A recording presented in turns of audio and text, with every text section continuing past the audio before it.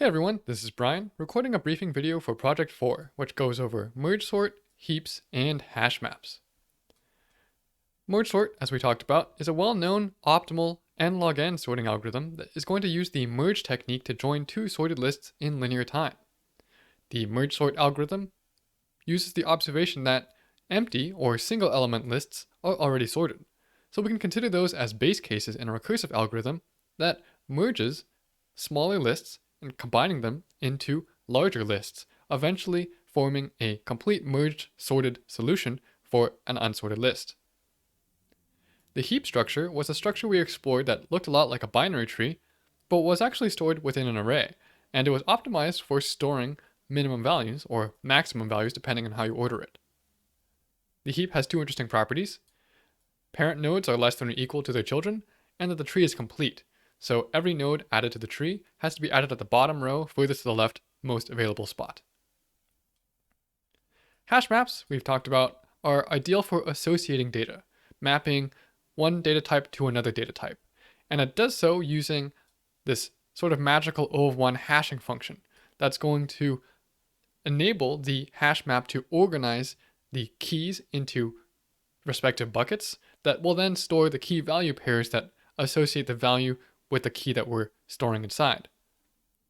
However, hashing has collisions, and we could end up causing multiple keys to map to the same bucket, multiple key value pairs within each bucket, so we're going to have to perform a hashing with buckets technique, which involves storing multiple key value pairs side by side, and then having to walk the key value pairs within each bucket in order to go find the actual key that's equal to the key that we're looking up. As always, go ahead and grab the Project 4 starter code in the zip file, unzip it, and you should be able to open it right up in IntelliJ. Now let's dive into the details. With merge sort, I'm breaking it down into two parts, a merge function and a merge sort function. Both of these functions will use array lists for now. The merge function should just take two lists A and B and merge them into a single array list of sorted elements. The merge sort is going to call merge recursively, as well as itself, in order to perform the merge sort technique. We should break down the list that we pass in into smaller and smaller halves until we reach a base case, and then merge those halves back together in a sorted order, eventually propagating back up to the original caller to produce a sorted list. Now the array list in Java, the Java standard library array list, isn't particularly malleable. It doesn't let us access the underlying array. So we can use some of the public methods it exposes, like sublist, to get a partition of the list and cut the list in half. Now the performance, the big O performance of these methods is not necessarily ideal for us. Practically thinking, most of these method calls are actually going to be O of n, and the way we write our algorithm is going to end up having a computational cost that's probably greater than n log n. That's okay, I don't want you to think about the underlying cost for these library method calls. We'll just go ahead and treat them as O of 1. We're just going to kind of fudge this performance the performance implications here, as we've talked about previously, where for this algorithm, we're going to treat these list operations as abstractly being O of 1. So I want you to concern yourself with the implementation and not so much with the finer details of how you actually manipulate the list with these sort of methods. Let's go visit the project code to see how that looks. I've got a class called sorting. Inside here, I've got a merge method and a merge sort method, which I'd like you to fill out. And then if you visit the sorting test, we start out with some simple merges just to validate your functions, some more complicated ones, a test for merge sort, and then ending with this merge sort complex test. With this merge sort complex test, I'm actually going to generate a whole bunch of random numbers, 10,000 of them to be in fact. And I expect to see that at the end of my call to merge sort that these random numbers will show up in sorted order when I walk through all the numbers. This call to random with a constructor of an integer seed of 0 is going to ensure that this test is going to run predictably every time. So although the sequence that comes out is going to look random, the sequence itself will be the same every time you run this test. So that means you're not going to have unexpected behavior. The test is either going to pass or fail. It's not going to pass some percentage of the time because you get lucky. Some of you may have trouble debugging this kind of test because it's such a large scale. you definitely don't want to have to step through test elements 10,000 times to figure out what the problem is. So when it comes to debugging this kind of code, I recommend you break the test down into smaller problems. For example, if you reduce the size of I, the number of elements added to the list, to something like 10, then you only have to worry yourself with 10 random elements to be sorted rather than 10,000. Then when you're done figuring out what to do, you've walked the function, you've stepped through, you stepped in and stepped out, you can start to expand the size of the problem that we're dealing with until you finally reach the original size, which was 10,000 elements.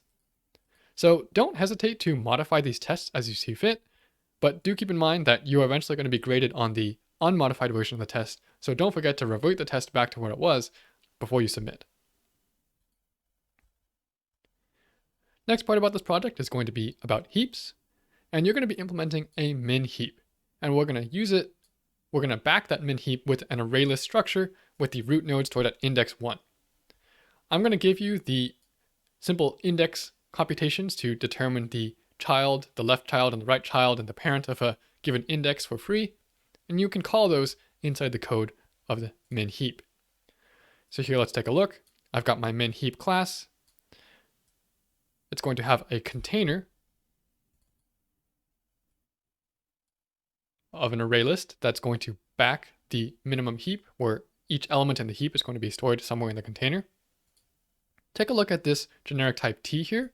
This generic type T is going to extend the comparable interface, which specifies that whatever generic type you're using within the heap is going to be a comparable type. So therefore, this type T should have a compare to method available. I give you some methods for free: get parent index, get left child index, and get right child index, which should figure out what the relative index for an index that you pass in is inside the heap, so that you don't really have to write too many mathematical operators inside your code. I also give you a swap method, which is going to simply exchange two items within the list. I will temporarily retrieve the left value, replace it with the value on the right, and then set the space on the right to have the left value. I expect you to call swap a couple times when you perform the bubble up and bubble down operations for inserting and removing from the heap. Then I've got some typical heap methods that you would expect to see: insert, which adds a value to the heap; peek, which reveals the top most item on the heap, the minimum value; remove, which is going to remove values from the heap; and size, which is going to return the size of the heap, the number of elements within the heap. If we go look at the heap test, we're going to start out with some helper validation methods that are going to enforce the two properties of the heap that we're expecting. The first property is that the heap is ordered correctly, that we're going to expect that parent nodes are going to be less than or equal to their child nodes. So this validate heap ordering method is going to recursively walk your heap and make sure that it's structured correctly. The validate heap complete method is going to validate that there's no null spaces or gaps within your heap. Remember that when you fill out your heap, you should do it one row at a time, furthest to the left spot available, so that there should never be any gaps within the heap itself. One thing you should notice is that when I perform these validation steps, I'm actually going to access the underlying container of the heap. So remember that inside the heap, we have this container field, which is this array list backing structure. And this is actually a public field that I'm going to access within the heap test so that I can validate the heap itself, the heap container. One interesting effect of this is that I'm actually invoking the size method on the heap container itself.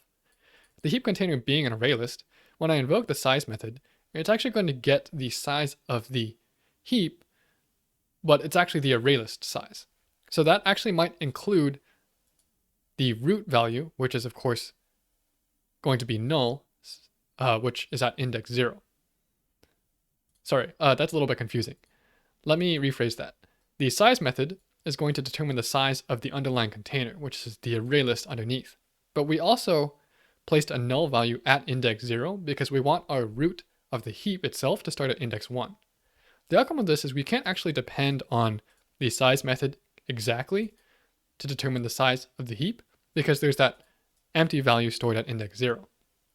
Another thing to keep in mind is that when you remove items from the heap, you're going to have to call the remove method on ArrayList to ensure that the size of the underlying container gets updated as well. We can't just keep track of the end of the index of the ArrayList to maintain the end of the heap, because that's not going to update the size of the heap container method call. So do call the ArrayList remove method within this remove method and pass in the index of the item that we're going to remove from the array. Be also careful that removing items at a particular index are going to shift them around, so I really suggest you only call remove on the very last index of your heap.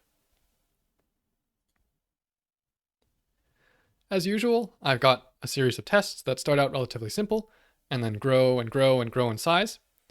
And at the end of the list of heap tests, we see the heap super test, which, kind of like the merge sort complex test, is going to go test your heap out in a complex environment. I'm going to insert 1,000 numbers that are randomly generated with a constant seed, so it's going to run predictably. And then I'm going to go walk your entire heap to go make sure that the values I retrieve out of it come out in sorted order. And I'll make sure to validate your heap structure every time. As I mentioned before, I don't want you to struggle too much with debugging these tests. Feel free to modify them as needed in order to shrink the size of your problem until you have something that's easily debuggable. So maybe rather than adding 1,000 elements to the heap, you can shrink this down to something like 10 or 5 or something really small and isolate the problem that you're having and eventually grow this size back up to this 1,000 number so that you can run your test in its complete form.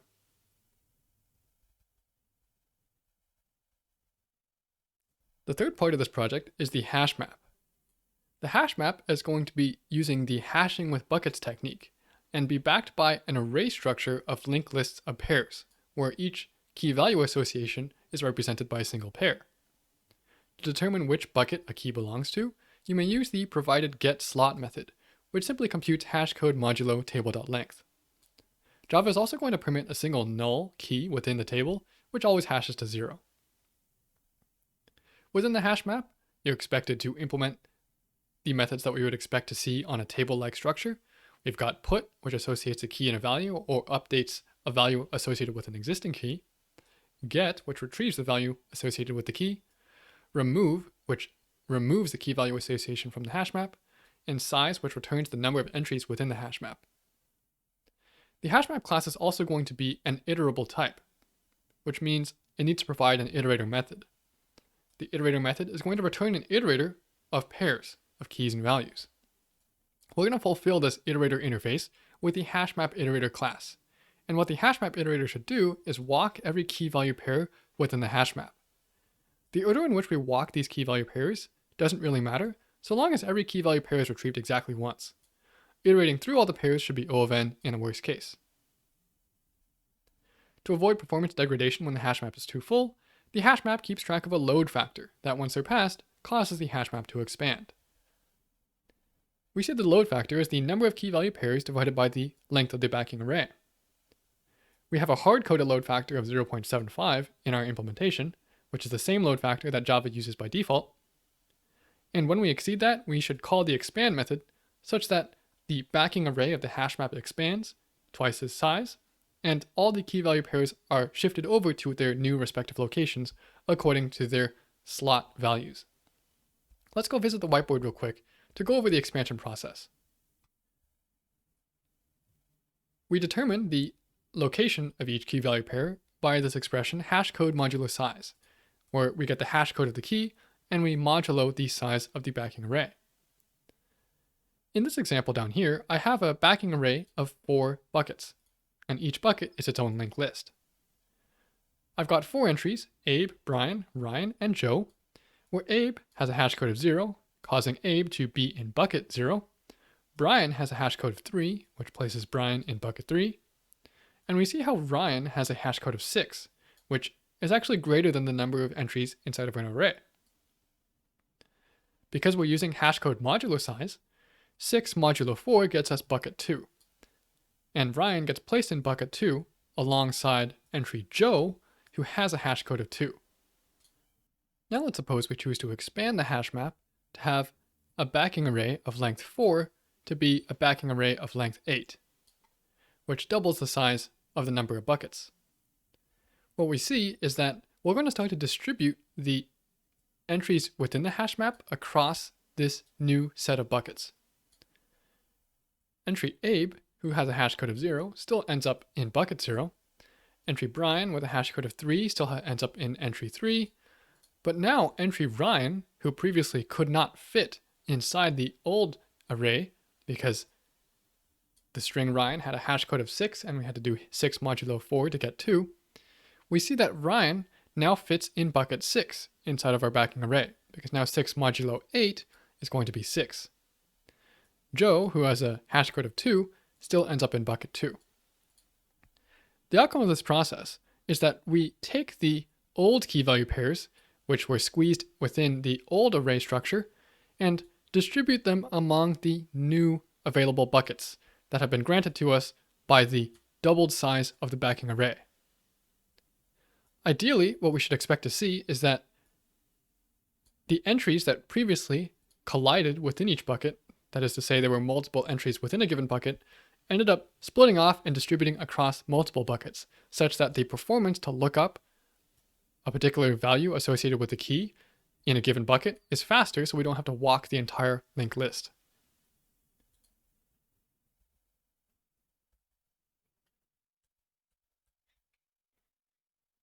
We are going to implement this hash map with a primitive array of linked lists of pairs as our backing table. I've given you some rather interesting looking code to initialize this array, and the reason I'm using this primitive array is so that we can have easier access to the underlying values, and we don't have to worry about the array list or some other kind of list structure automatically expanding.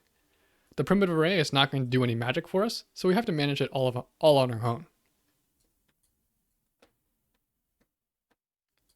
I give you a getSlot method for free, which simply returns hashcode modulo table.length, and you should use getSlot to determine where a key belongs given the size of the table.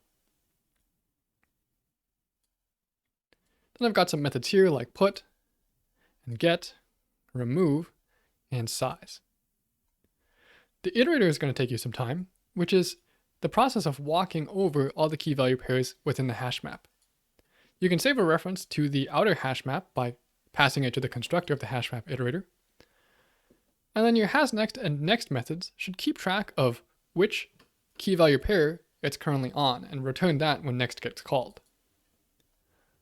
What I recommend you do here is actually invoke iterator upon the underlying linked lists within the array. Remember that linked list itself is an iterable type, and that iterator is going to give you pairs on the way out.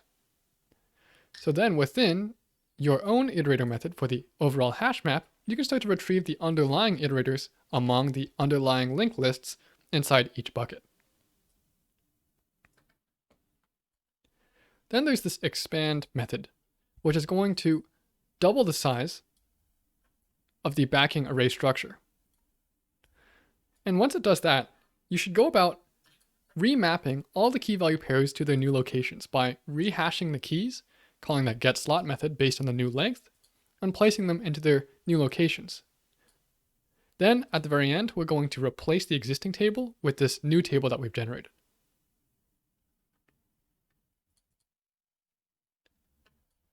The hash map test looks a little bit like the heap test in that we're going to start out with some validation methods like assert entry, assert table has pair, and assert empty to ensure that the table is well formed. Then I've started you off with some relatively simple hash map tests that simply insert and remove a small number of keys. And as I get to the bottom of the hash map, we're going to see how, once again, we've got another complex test going on. And this time I'm going to compare your hash map with the Java Standard Library hash map. And I'm going to put them head to head. I'll generate a whole bunch of random characters and associate with random numbers. Then I'm going to validate that the keys and values stored within the hash map are the same for both structures. Once again, if you need to debug this test, I recommend you reduce the scope of the test itself, and then bring it back up when you figured out the problem.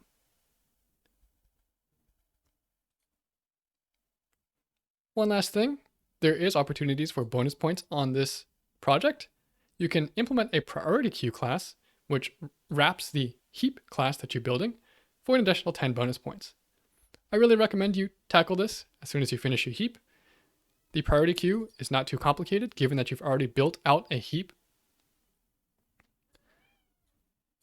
And you can take advantage of this comparable pair class that I've declared in here that's going to extend the pair to make it so that pairs can be compared to each other. Okay, my cat's complaining. Sounds like it's time to end the video. As usual, submit this project in the same way with a zip upload on Canvas, and I will have grades out for you a week after they're submitted. All right, Peaches, you got my attention. Thank you for listening, and I'll talk to you next time.